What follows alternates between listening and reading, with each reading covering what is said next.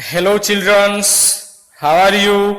Today we are going to discuss about revolutions. So last videos we are going to discuss about the rotations and revolutions. Rotation का अर्थ क्या है?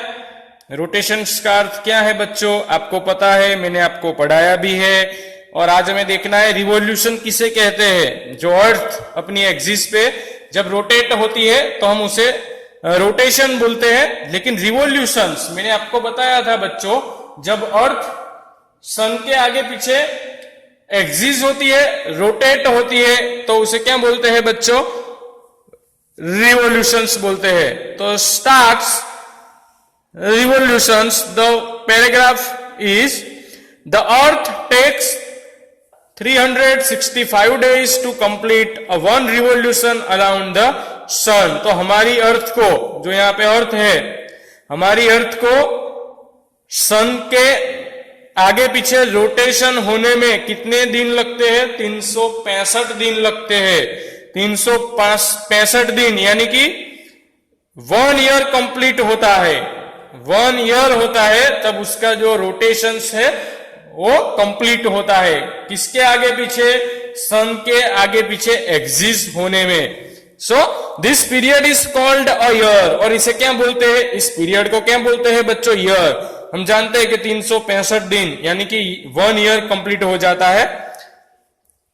It revolves around the sun at the speed of approximately 1780 kilometre per hour. और उसे सन के आगे पीछे revolves होने में, सन के आगे पीछे रिवॉल्व्स होने में स्पीड कितनी होती है? 1780 पर आवर उसकी स्पीड होती है।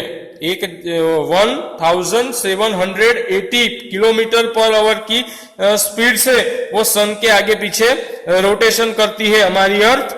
The earth moves continuously on a fixed imaginary path called an orbit। वो एक प्रकार की जो फिक्स्ड इमेजिनरी है और उसका जो पाथ है वो उसे क्या कहते हैं? ऑर्बिट बोलते हैं। और हिंदी में उसे हम बोलेंगे कक्षा।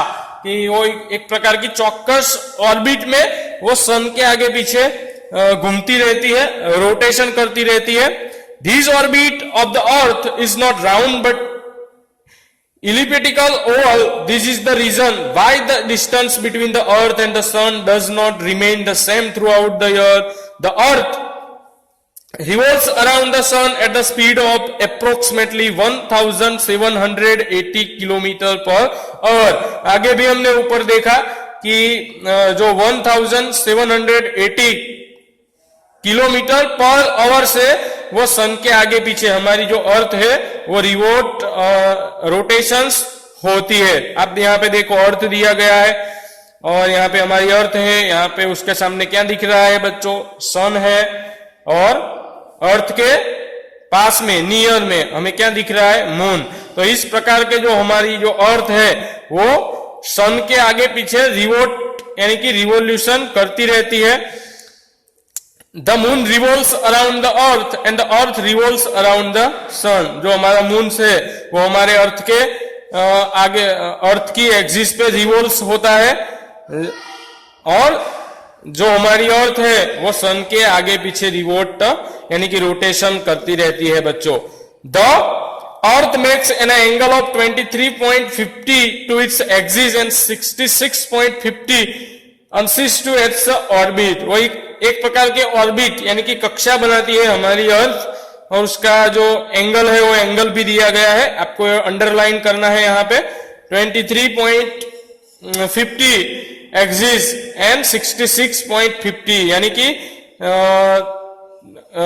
एक्सिस पे, ऑर्बिट पे वो क्या करती है? इस एंगल में घूमती रहती है।